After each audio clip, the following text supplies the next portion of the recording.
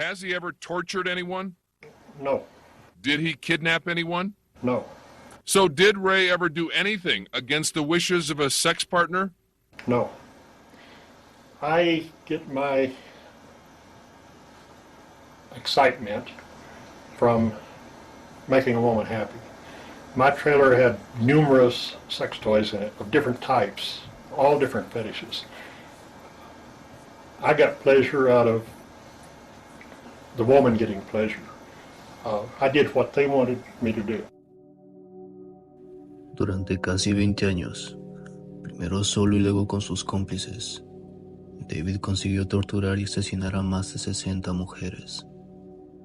Pero esto terminaría cuando una mujer desnuda, ensangrentada y con un collar metálico en el cuello, escapó del lugar donde David torturaba a sus víctimas. Llorando y gritando por ayuda, fue acudida por la policía y días después se dio con el arresto de David y sus cómplices. David Parker Ray fue un violador y torturador serial de mujeres en Arizona, Estados Unidos. Apodado como Toy Box Killer, en su traducción, el asesino de la caja de juguetes.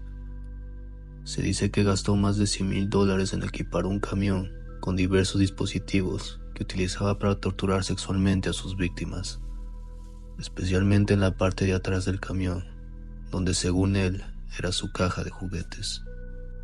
Pero detrás de este monstruo hay una historia del por qué y con quién llegó a cometer este tipo de atrocidades. David Parker nació en Belén, Nuevo México, Estados Unidos, el 6 de noviembre de 1939. A temprana edad, siendo tan solo un niño, fue abandonado por sus padres y dejado a cargo de su abuelo. Pero ese sentimiento de soledad por su abandono lo perseguiría toda la vida, ya que sería abusado físicamente por parte de su abuelo. Siendo el hombre mayor, no solo afectó la vida de Parker, sino que también cambió el modo en que Parker se relacionara con los demás. Al ver los golpes como algo de su día a día, no faltaron los acosadores y el abuso por parte de sus compañeros en la escuela, ya que lo veían como alguien asustadizo, retraído y de pocos amigos. Llegando hacia su adolescencia, David desarrolló una adicción por la pornografía extrema, el alcohol y las drogas, lo que lo llevaría a que disfrutara del sadomasoquismo, ya que para él, ver a una mujer siendo torturada era de lo más excitante, empeorando así cada vez su situación mental. Pese a su adicción, ya que no era un buen estudiante, David logró graduarse en el Instituto de Secundaria del Valle en 1957. 2 años más tarde, se casaría con una chica del pueblo e ingresó al ejército de los Estados Unidos, y 3 años más tarde, conseguiría su título especializado en la mecánica aeronáutica. Pero algo no iba bien en su matrimonio, por lo que en 1961 se divorció. Poco después volvió a casarse, pero el mismo motivo que terminó con su primer matrimonio, también lo hizo con este, llevando a David a 3 matrimonios, los cuales todos fallaron, ya que la forma en que David entendía el placer sexual no era normal. Pero en 1966, a los 26 años, se casó con Glenda Bourdin, con la que tuvo una hija, Glenda Jean, a quien llamaban Jessie. Pero por las exigencias sexuales de David, hizo que el matrimonio llegara a su fin. Esto hizo que David entrara en depresión, se quedara sin empleo y sin familia, haciendo que su situación detonara más su obsesión por el sadomasoquismo, lo cual lo llevaría a convertirse en el famoso asesino de juguetes. La tortura y la matanza de mujeres en ese entonces no fue relacionada con David, ya que su personalidad y forma de tratar a la gente no era más que parecer una persona amable. Sin embargo, la realidad era distinta. Se escondió un individuo sádico que disfrutaba el dolor rebasando todos los límites. Compraba libros de anatomía humana y de tortura tanto física como psicológica, llevándole a escribir su propio manual para el torturador. En una de sus páginas escribió que una mujer hará o dirá lo que sea para librarse. Además añadió una serie de excusas típicas o historias tristes, que según él no hay que dejarse engañar. David decía que si vale la pena raptarla, vale la pena mantenerla cautiva. Además añadió que la víctima deberá ser sometida a hipnosis antes de que sea liberada. Pero cuando David se refería a la hipnosis, en realidad hablaba del famoso proyecto del control mental MK Ultra, que la CIA puso en práctica en los años 50. El torturador trató de emularlo drogando a sus víctimas, a las que previamente secuestraba y a veces terminaba por liberar. La mayoría de las víctimas morían tras las interminables sesiones de tortura, y así se mantuvo durante la década de los 70 y por más de 15 años, secuestrando a mujeres y asesinando sin que nadie se entere.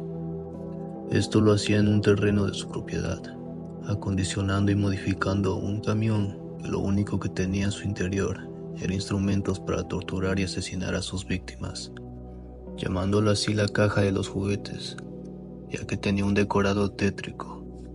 Del techo colgaba un candelabro con forma de cráneo. Las estanterías estaban repletas de agujas, tenazas, pinzas de material quirúrgico. Al fondo había una cama donde inmovilizaba a sus víctimas. También contaba con látigos, correas y sierras. Pero esto no lo realizó solo, lo hizo con sus cómplices. Pero lo más impactante, según la policía, es que una de ellas era su hija, Jessie, ya que se dice que ella ofrecía a sus amigas a su padre, donde según ella la sacrificaba. También estaba Cynthia, quien era novia y máxima cómplice de David.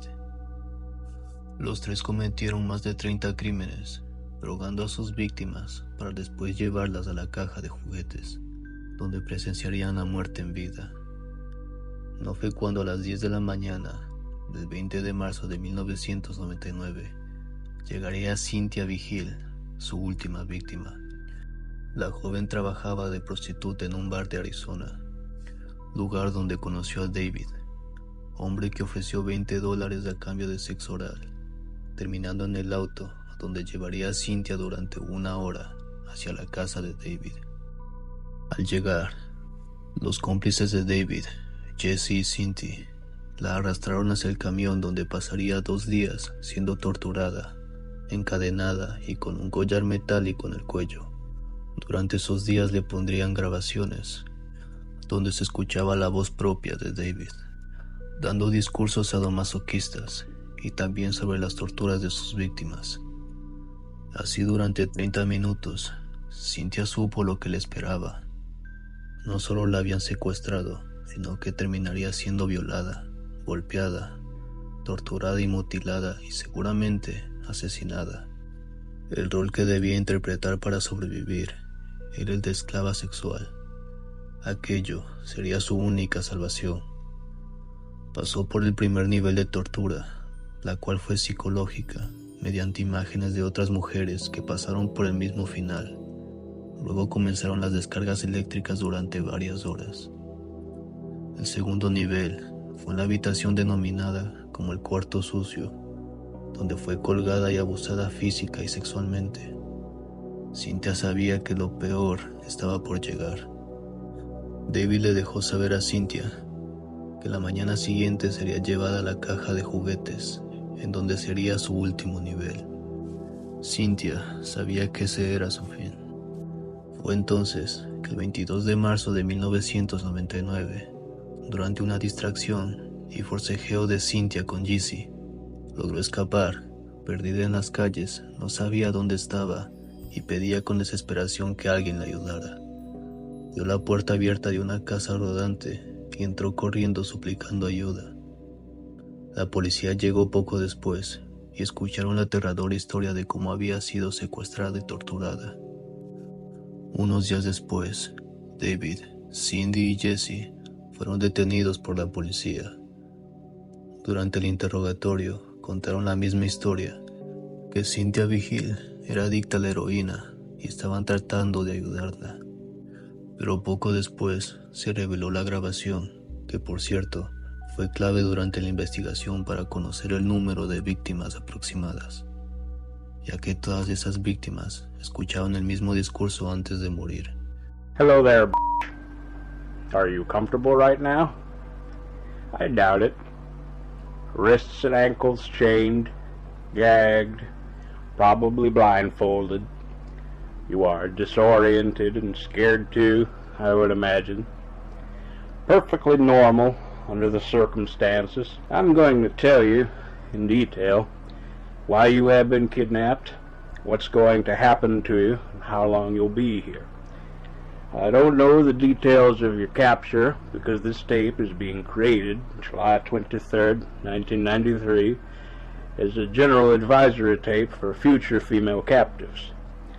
The information I'm going to give you is based on my experience dealing with captives over a period of several years.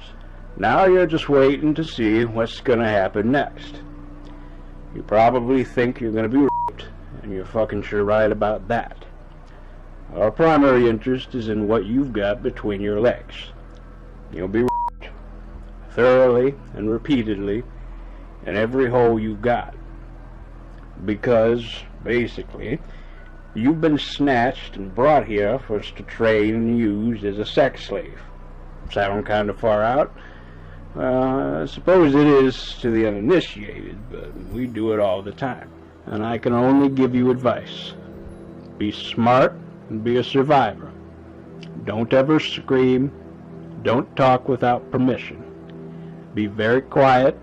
Be docile and obedient. And, by all means, show proper respect. Have a nice day. También se descubrió que David no solo contó con la ayuda de Cindy y Jesse, sino que tuvo un ayudante más, un tal Dennis Yancey. Entre los cuatro seleccionaban mujeres, la mayoría prostitutas, para que David se divirtiese con sus juegos sádicos y sexuales. Jesse y Yancey fueron acusados de conspiración en el asesinato de la novia de Yancey. Según la versión del joven, David le obligó a estrangularla después de violarla, por lo cual su condena fue de 36 años en prisión. En 2017, Jesse fue puesta en libertad. Por otra parte, Cindy terminó colaborando con los investigadores, aportando pruebas en contra de su pareja. El tribunal la sentenció por cómplice de asesinato a 36 años de prisión. En cuanto a David Parker, se enfrentó a 3 juicios. El primero fue declarado nulo, porque el jurado popular no logró ponerse de acuerdo, pese a los testimonios y las pruebas. El segundo tuvo que ser aplazado tras la muerte del juez. Y el tercero, y en abril de 2001, el acusado se declaró culpable tras llegar a un acuerdo con fiscalías. El tribunal lo condenó a 223 años de prisión. Y aunque intentó retractarse de su confesión de culpabilidad, alegando estar nublado y confundido por estar bajo los efectos de una potente medicación el día del acuerdo, el juez firmó el auto de sentencia. Tras el veredicto y justo antes de ser enviado a la correccional del condado de Lea, David falleció de un infarto. El conocido asesino de la caja de juguetes se llevó a la tumba la cifra final de víctimas asesinadas, y también inspiró a James Wan y Leigh Whannell en la creación de la famosa saga Saw, o el juego de miedo. Si el video te gustó, dale like y compártelo con tus amigos. Suscríbete y déjame saber en los comentarios qué caso o historias quisieras escuchar en el próximo video. Este es Relatos de Terror. Buenas noches.